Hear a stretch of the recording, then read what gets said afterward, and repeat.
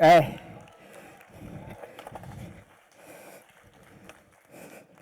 muchas gracias por estar aquí.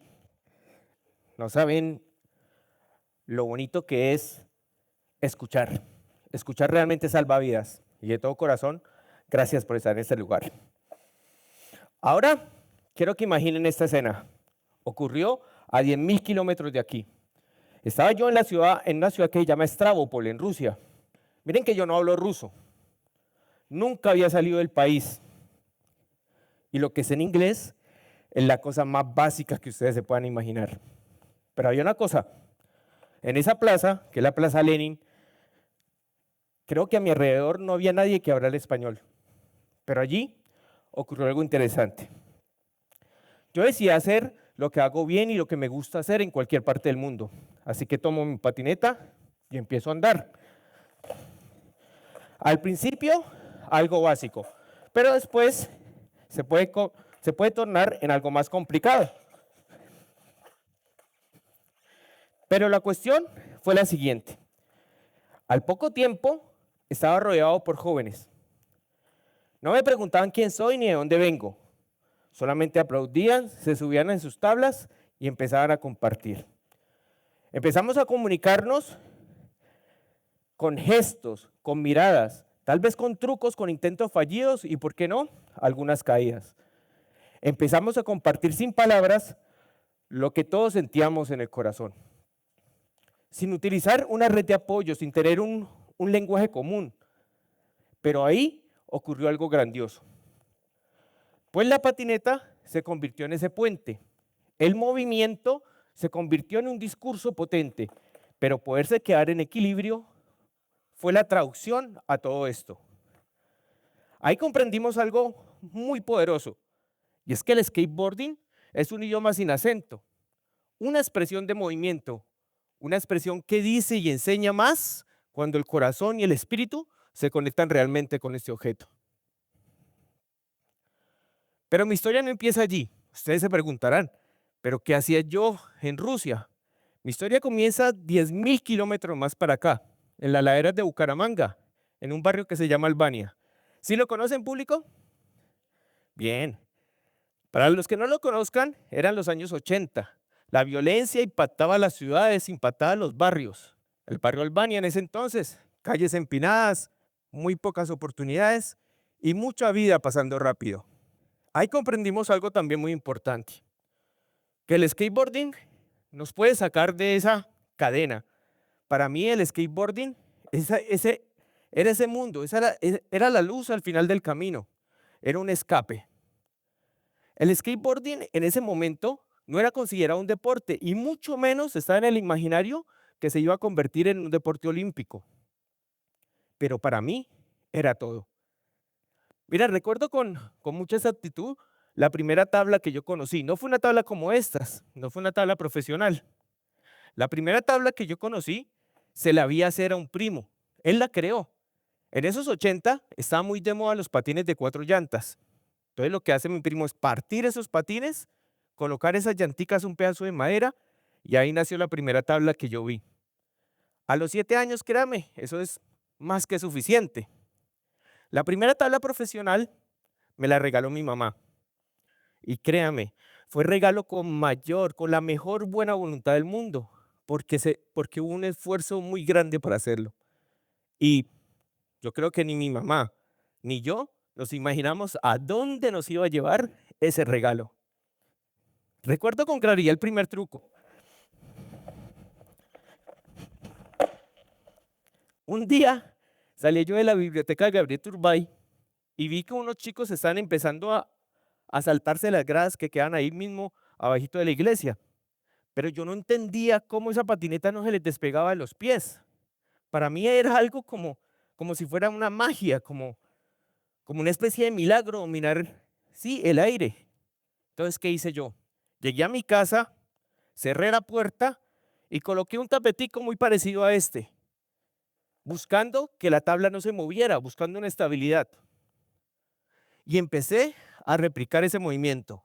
Lo intentaba una y otra vez, buscando entenderlo. Era tanta las ganas que tenía de hacer el truco que hasta saqué una estampillita del niño Jesús y oré, porque realmente quería, yo quería volar. Pero ocurrió algo mágico. Mire que cuando lo logré, fue una conexión y una alegría tan auténtica que no hubo un público, no hubieron aplausos, no hubo videos o fotografías o trofeos o medallas, pero hubo una conexión realmente espiritual con el skateboard. Esa misma conexión que me lleva a estar hoy aquí frente a ustedes para contar esta historia. Yo veía el skateboarding como si fuera lo más hermoso en el mundo, pero mira que en el barrio y en la sociedad donde vivía en ese momento no lo veían de la misma manera. Muchas veces como humanos tememos a lo desconocido y ese temor llevó a que el skateboarding se viera consumido por muchas variaciones, ¿no? Pandillismo, drogadicción, delincuencia, bueno, en sí, todo lo malo que ustedes puedan imaginar. Es que tampoco nos ayudábamos, ¿no? Éramos unos locos en patineta con unos pantalones 5 o 6 veces más anchos de lo que éramos nosotros. Ahorita ya me quedan buenos, pero en esa época era un flaquito. Entonces era difícil, pero, pero ocurrió algo también ahí muy bueno, porque no siempre la gente buena viste de blanco. Algunos andan en patineta, intentan impactar con buenas acciones y con buena voluntad cualquier lugar del mundo a donde vayan. Eso es lo que nos ha pasado a nosotros. Además, en ese entonces había una cancha, la cancha del barrio Álvarez. En esa cancha o sea, no solamente montábamos patineta, jugábamos fútbol, baloncesto, de todo. Pero un día a un político se le ocurrió arreglarla y el mensaje fue claro: ustedes aquí ya no caben. Nos echaron del lugar. Pero entonces nosotros decidimos quedarnos, decidimos resistir, luchar por el espacio, porque considerábamos que teníamos derecho. Ahí es donde el deporte dejó de ser deporte y el skateboarding se convirtió en una bandera, en un mensaje, en un derecho. Fue en este momento donde al terminar mi carrera de tecnología deportiva, decidí llamar a mi trabajo de grado Skate por la Vida. ¿Un aplausito? Un aplausito. Muchas gracias. Los chicos, este propósito realmente se volvió urgente y pido esta pausa porque a nosotros nos dio muy duro lo que pasó después.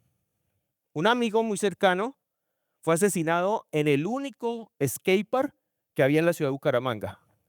Un lugar en el cual creamos, en el cual lo soñamos y lo ejecutamos. ¿Y estaba hecho para qué?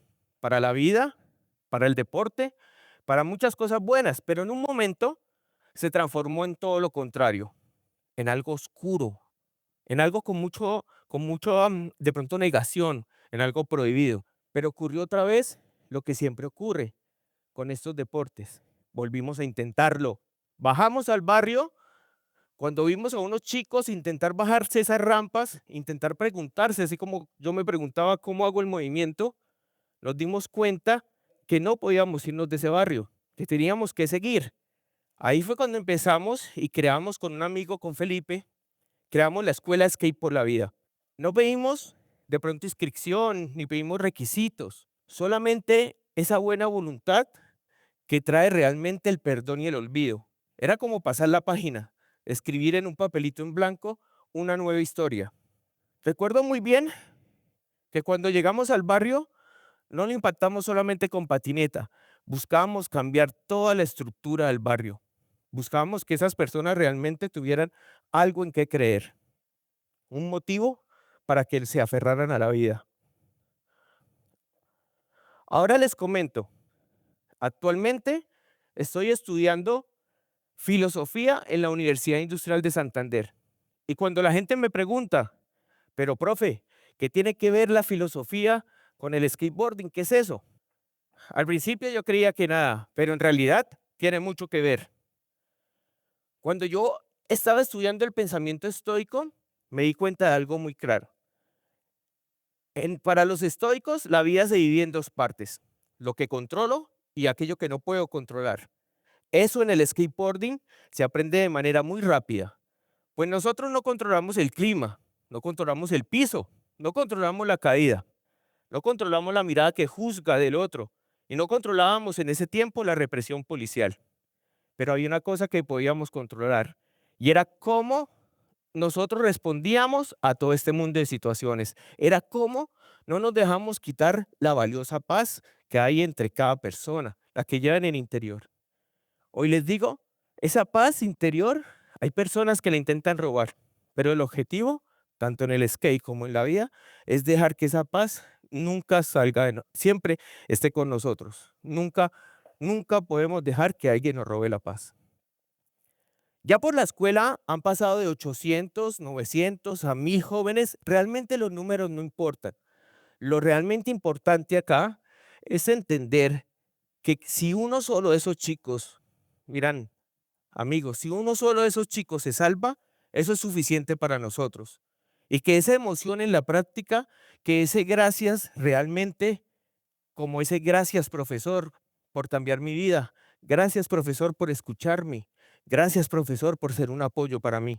Y después verlos cómo fundan sus propias escuelas de skate y le transmiten esas mismas emociones positivas a sus chicos, eso realmente es el cielo. Créanme que es lo que más importa para nosotros. En la escuela de skate, nosotros le hemos enseñado a varias personas, pero hay alguien que realmente nos lo traemos acá para recordarlo porque nos impactó mucho.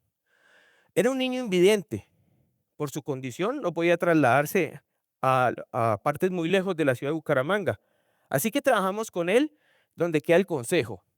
Ahí en la plazoleta del Consejo, en pleno centro de Bucaramanga. Un lugar prohibido para montar patineta, como muchos de los que hay en esta ciudad. También ahorita en diciembre trabajamos con un chico que había salido de la cárcel. Acaba de salir, nos lo encontramos ahí mismo. Mira que le regalamos una patineta y comprendimos algo muy grande. El skateboarding mantiene la mente ocupada, pero sobre todo, amigos, abre espacios de escucha y a veces escuchar es muy importante porque escuchar realmente salva vidas. Muchas gracias.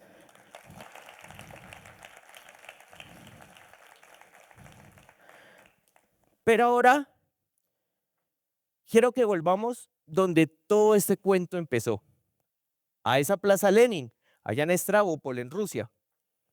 Yo no estaba allí por casualidad.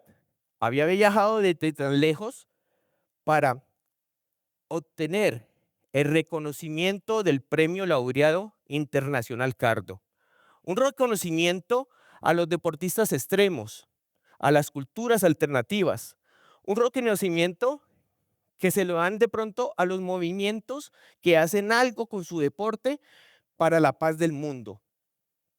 Estaba allí por Skate por la Vida. Estaba allí por los barrios. Estaba allí por todos los skaters. Estaba allí por aquellos que se fueron, pero su energía sigue estando aquí con nosotros. Estaba allí por la universidad, estaba allí por el Instituto de Deportes, estaba allí por todos ustedes como dinámica, de esos que no montan patineta, pero que apoyan, que ven, que aplauden. Esa es la dinámica más importante estando allá en Stravopol recibiendo el reconocimiento Cardo. Pero la patineta me había llevado tan lejos para comprender que el skateboarding es un lenguaje común, es un lenguaje universal. El skateboarding es un lenguaje que dice más cuando lo practicas, sí, pero también dice más cuando tienes ese ánimo y la buena voluntad de ayudar. Nosotros damos este mensaje claro, y es que sea acá en Bucaramanga, Colombia, o en Stravopol, en Rusia, o en cualquier lugar del mundo, le decimos a la comunidad que es importante levantarse con sentido una y otra vez. Muchas gracias, querido público. Dios los bendiga. Realmente muchas gracias por escuchar.